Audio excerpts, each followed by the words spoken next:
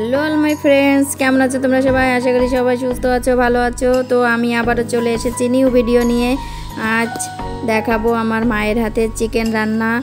তো তোমরা ভিডিওটি পুরো স্কিপ না করে দেখতে থাকো, আশা করি সবার খুব ভালো লাগবে। তো দেখো, প্রথমে মশলাটাকে ভাজি করে নিয়েছে, তারপর চিকেনটাকে ঢেলে দিয়েছে। তো চিকেনটা আর মশলাটাকে ভালোভাবে কষাতে হবে।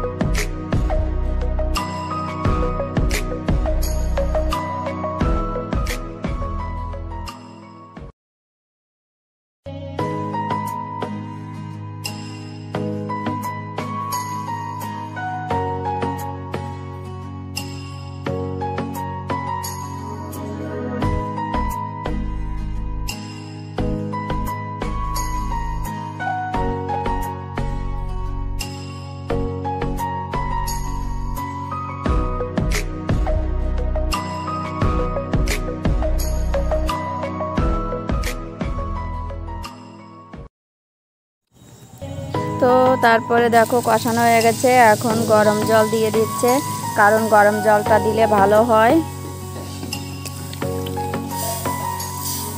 তো তারপর কিছু সময় জাল দিতে হবে।